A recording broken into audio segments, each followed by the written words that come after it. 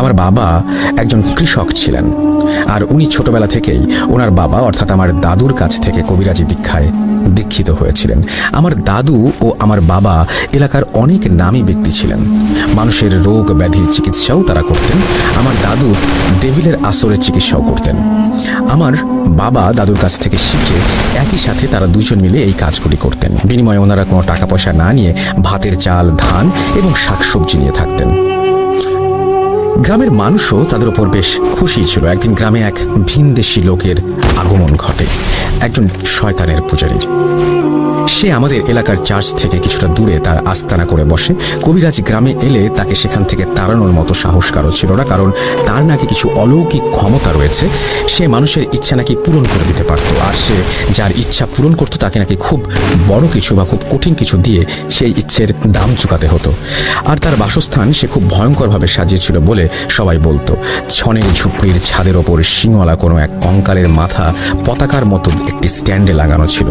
সেই কবিরাজ সেখানে একা থাকলে আশেপাশের মানুষ গেলে শুনতে পেত সে অনেকগুলো মানুষ একসাথে মন্ত্র পড়লে যেমন শোনা যায় ঠিক তেমন শোনা যেত। আর ঝুপড়ির ঘরের চারপাশে সাদা কোনো কিছু গুঁড়োর ঘের দেওয়া ছিল, আর ঘেরের ওপর আগুন জ্বালিয়ে রাখা হতো।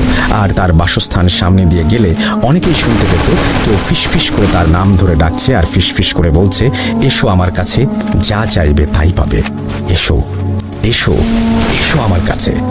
এসব শুনে মানুষ ভয় সেখানে যেত না। এদিকে গ্রামের এক দম্পতি ছিল। আমাদের আদিবাসীরা মাতৃতান্ত্রিক হওয়ায় বাবার নামে কম লোকে চিনত, তাই সেই দম্পতি স্ত্রীর নামে অর্থাৎ মেরি দম্পতি হিসেবে সবাই চিনত। মেরি দম্পতির বিয়ের 7-8 বছরেও তাদের কোনো সন্তান ছিল না, কিন্তু তারা প্রচণ্ড ধর্মভীরু হওয়ায় নিয়মিত চার্চে গডের আরাধনা করত আর ভালো ভালো কাজ করত। কিন্তু এক পর্যায়ে গডের ওপর তারা রুষ্ট হয়ে যান আর চলে যান সেই শয়তানের পূজারীর কাছে, কারণ এত আরাধনার পর গড তাদের কোনো সন্তান দেননি। কিন্তু তারা জানতেন না যে গডের ওপর আস্থা হারিয়ে তারা শুধু নিজেদের বিপদই না, পুরো গ্রামের জন্য বিপদ ডেকে এনেছেন। তারা সেই শয়তানের পূজারীর কাছে একটি বাচ্চার জন্য আকুল আবেদন করতে থাকে, আর সেই কবিরাজ তাদের সাহায্য করবে বলে জানায়। কিন্তু এর জন্য তাকে খুব বড় একটি কঠিন কিছু করতে হবে সেটা জানায়। সন্তান প্রাপ্তির প্রবল ইচ্ছায় তারা কি দিতে হবে না ভেবে কবিরাজের কথায় রাজি হয়ে যায়। কবিরাজ তাদের 1 মাস পরে চন্দ্রগ্রহণের সন্ধ্যায় আসতে বলে, আর কিছু জিনিসের কথা বলে যা তাদের জোগাড় করে আনতে বলা হয়। সেগুলো ছিল সদ্য জবাই করা মহিষের মাথা, কেরোসিন তেল, ভেড়ার লোমের সলতে আর একটা সম্পূর্ণ সাদা ছাগলের বাচ্চা যার বয়স 5 মাসের বেশি হওয়া যাবে না। মেরি দম্পতি সব জোগাড় যন্ত্র করে চন্দ্রগ্রহণের সন্ধ্যায় সেই কবিরাজের কাছে যায়। কবিরাজ তাদের একটি গোল বৃত্তে বসতে বলে। তারা বৃত্তে বসার পরে কবিরাজ সেই মহিষের মাথা কেরোসিন তেলে ডুবিয়ে রাখে, আর কিছুক্ষণ পর সেটি তুলে বৃত্তের মাঝে ভেড়ার লোমের সলতে দিয়ে মুড়িয়ে সেখানে আগুন ধরিয়ে দেয়। এরপর কিছু রিচুয়াল করে সেই সাদা ছাগলটিকে স্যাক্রিফাইস করে। 2টা মাটির পেয়ালায় রক্ত রেখে সেই আগুন থেকে কিছুটা ছাই তুলে পেয়ালায় মিশিয়ে খেতে বলে। খাওয়া শুরুর আগে কবিরাজ তাদের বলে যখন সময় আসবে সে তাদের কাছে তার পাওনা চাইবে, আর সেই পাওনা তাদের দিতেই হবে। কিসের পাওনা জিজ্ঞেস করলে কবিরাজ বলেন তাদের সন্তান হবে কবিরাজের রিচুয়ালের মাধ্যমে, তাই তার পেমেন্ট হিসেবে তাকে কিছু দিতে হবে, কিন্তু কি দিতে হবে সেটি নাকি কবিরাজ সময় এলেই চাইবে। মেরি দম্পতি রাজি হলে তাদের রক্ত খাওয়ানোর পরে কবিরাজ বলে আজ ভোর রাতে তাদের বাসার পেছনের জমিতে একটি পাখি মরে থাকবে, তারা যেন সেটিকে নিয়ে এসে ভালোভাবে রান্না করে সেটি দুজন মিলে খায়। তারা সম্মতি জানিয়ে চলে যায় সেদিনের মতো। এরপর 1 মাস কেটে যায়। একদিন মেরি ফ্যামিলির বাসা থেকে আমাদের বাসায় মিষ্টি আসে। এত জলদি ফল পেয়ে খুশিতে তারা যেন আত্মহারা হয়ে গিয়েছিল। দেখতে দেখতে দিন চলে যায়, আর মেরি ফ্যামিলির ঘর আলো করে একটি মেয়ে সন্তানের জন্ম হয়। মেয়েটার নাম তারা মারিয়া রাখে। মেয়েটি জন্মের পর তার বাম কাঁধে একটি জন্ম দাগ দেখতে পায় তারা, যা ছিল একটি অর্ধচন্দ্রাকৃতি। আস্তে আস্তে 7 বছর কেটে যায়। মারিয়াও বড় হতে থাকে, আর মারিয়ার বাবা মা সেই কবিরাজের কথা ভুলে যায়। কিন্তু মারিয়ার 7 বছর পূর্ণ হবার পর মারিয়ার মাঝে কিছু পরিবর্তন লক্ষ্য করা যায়। সেগুলো হচ্ছে খুব রাতে সে একা বাইরে বেরিয়ে যেত, রুমে কারোর সাথে কথা বলতো না, আর একা খেলতো। তার মা বাবা এটা দেখে তাকে জিজ্ঞেস করে যে সে কার সাথে কথা বলে। মারিয়া নাকি তখন খুব ভায়োলেন্ট হয়ে যেত আর চিৎকার করে ঘরের জিনিসপত্র ভাঙচুর করত। মারিয়া এছাড়াও সন্ধেবেলা নাকি সেই কবিরাজের বাড়িতে চলে যেত। মারিয়ার ভেতর কোনো সমস্যা আছে এই ভেবে মারিয়ার মা বাবা তাকে সেই কবিরাজের কাছে নিয়ে যায়, আর কবিরাজ তাদের যা বলে সেটি শুনে মেরি দম্পতির হুঁশ উড়ে গিয়েছিল। কবিরাজ তাদের বলে তাদের মেয়ে হচ্ছে ডেভিলের মেয়ে। মেয়ের কাঁধে যে বার্থ মার্ক ছিল সেটি নাকি ডেভিলের মার্ক, আর সে নাকি ডেভিলের বংশধর। কবিরাজ তাদের আরও জানায় সে বহু সাধনা করে ঈশ্বরের ভক্ত কোনো দম্পতি খুঁজছিল যারা ঈশ্বরকে ত্যাগ করে শয়তানের সান্নিধ্যে আসবে, আর তাদের সাথে রিচুয়াল করে সেই কবিরাজ একটি ডেভিলের বংশধর বানাবে আর তাকে দিয়ে সে কাজ করাবে। কবিরাজ এরপর তাকে বলে যে মারিয়ার বয়স 15 বছর হলে ম্যারি দম্পতি যেন মারিয়াকে তার কাছে নিয়ে যায়। 15 বছর সন্তান প্রাপ্তির আনন্দ দান করায় এটাই ছিল নাকি কবিরাজের পেমেন্ট। এই কথা শুনে মেরি দম্পতি প্রচণ্ড রেগে যায় আর সেই কবিরাজকে গ্রাম থেকে বের করে দেওয়ার হুমকি দেয়। আর তারা এও জানায় মারিয়াকে তারা কবিরাজের কাছে কিছুতেই দিয়ে আসবে না। কবিরাজ এই কথা শুনে রেগে যায় আর তাদের বংশ শেষ করে দেবে বলে হুমকি দেয়।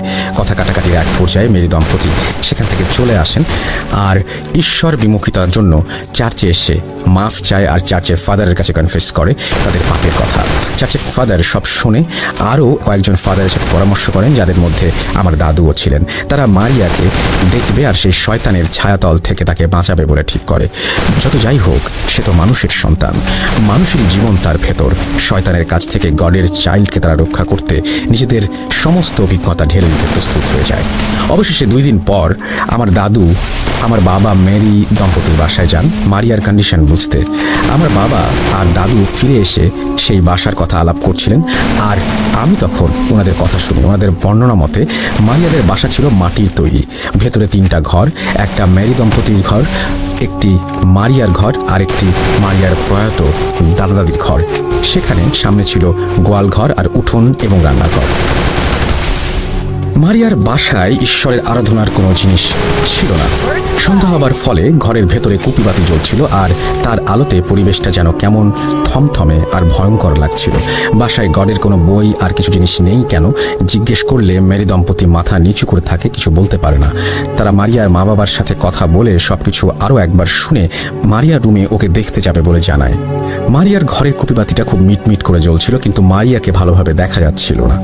মারিয়া তাদের দেখে এমন কর্কশ একটা হাসি দেয় যা শুনে উপস্থিত সবার নাকি বুকের রক্ত পানি হয়ে গিয়েছিল। তারা মারিয়ার সাথে কথা বলতে গেলে মারিয়া ভয়েস শুনে তারা অবাক হয়ে যায়। মারিয়া বলছিল তাদের সেখান থেকে চলে যেতে, কিন্তু আমার দাদু তার গায়ে পবিত্র পানি ছিটাতেই নাকি আমার দাদুর ওপর ঝাঁপিয়ে পড়ে। সে বলে, তোকেরা সাবধান করেছিলাম, আসিস না, কেন আসছিস? এবার তোরা সবাই মরবি। এই বলে মারিয়া নিজের মাঝে ফিরে আসে আর আমার দাদুর কথা শুনে ওনাকে চিনতে পেরে তাকে জিজ্ঞেস করে তারা এখানে কেন। আমার দাদু নাকি শুধু হেসে বলেছিলেন, তোমাদের জন্য প্রে করতে এসেছিলাম মা। এই বলে আমার দাদু আর বাকি সবাই চলে আসেন। রাস্তায় আসতে আসতে আমার দাদু ভাবছিলেন যে তাকে কখন সাবধান করলো ডেভিল। ভাবতে ভাবতে আমার দাদুর গতরাতে দেখা স্বপ্নের কথা মনে পড়ে যায়। উনি স্বপ্ন দেখেছিলেন যে কোনো একটা কালো অবয়ব, যার মাথা হচ্ছে মহিষের মতো আর শরীরটা ছাগলের মতো, সেই অবয়ব তাকে শুধু একটা কথাই বলছে, সেটি হচ্ছে ডেথ। দাদু তখন এই স্বপ্নের অর্থ কি না জানায় স্বপ্নটাকে আমলে নেননি।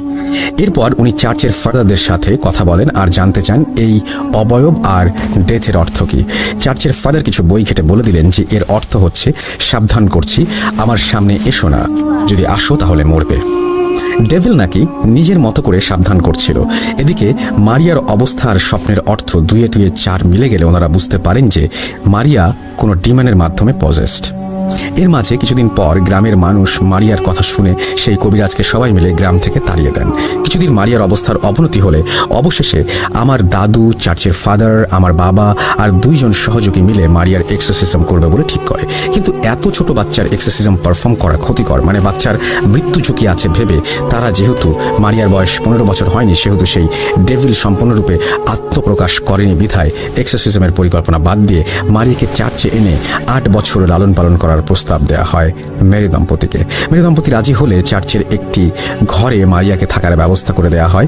ঈশ্বরের ঘরে থাকার ফলে মারিয়ার ভেতর এই 8 বছর তেমন কোনো সমস্যা না দেখা গেলেও যেদিন মারিয়ার বয়স 15 বছর হয়েছিল সেদিন সকালে দেখা যায় মারিয়া চার্চের প্রেয়ার রুমের সামনে পড়ে আছে আর তার 2 পায়ের মাঝে সরু একটা বাঁশের কঞ্চি রাখা আর মুখ দিয়ে গেঁজা বের হচ্ছে। মারিয়াকে সুস্থ করতে আমার দাদু কাজে লেগে যান। উনি চিকিৎসার পাশাপাশি কবিরাজি করতেন। চিকিৎসা চিকিৎসা ছিল তার মূল কাজ। এদিকে মারিয়ার বয়স 15 বছর হবার দিন সেই কবিরাজ কোথা থেকে যেন মেয়ে দম্পতির বাসায় ফিরে আসে আর মারিয়াকে সে চাইতে থাকে। গ্রামের মানুষ জড়ো হয়ে কবিরাজকে বাধা দিবে, এমন সময় মারিয়া কোথা থেকে যেন চলে আসে সেই কবিরাজের সামনে। আর মারিয়ার চেহারা আর ওর গলার আওয়াজ একেবারে পাল্টে গিয়েছিল সেই সময়। মারিয়াকে দিতে অস্বীকৃতি জানানোর অপরাধে মারিয়া শুরুতে নিজের বাবা মার সামনে দাঁড়িয়ে 2 হাত দিয়ে জোরে ওর বাবার মাথায় চড় দিয়ে ফেলে দেয়। মারিয়ার বাবার কান আর নাক দিয়ে প্রচণ্ড রক্ত বের হচ্ছিল, আর তা দেখে মারিয়ার মা অজ্ঞান হয়ে যান। এদিকে গ্রামবাসী ক্ষুব্ধ হয়ে কবিরাজকে গণপিটুনি দিতে গেলে কবিরাজ কোনোভাবে পালিয়ে বেঁচে যায়। কিছুদিন পর চার্চের ফাদার এসে মারিয়াকে কয়েকজনের সাহায্যে রুমে নিয়ে গিয়ে বেঁধে ফেলে আর আমার দাদুকে বাসায় ডাকতে আসেন। এদিকে আমার দাদুর অবস্থা ছিল অনেকটা খারাপ।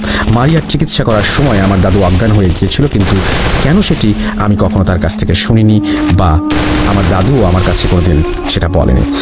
এরপর আমার বাবা, আমার দাদু আর চার্চের ফাদার মিলে শুরু করতে চান মারিয়ার এক্সরসিজম।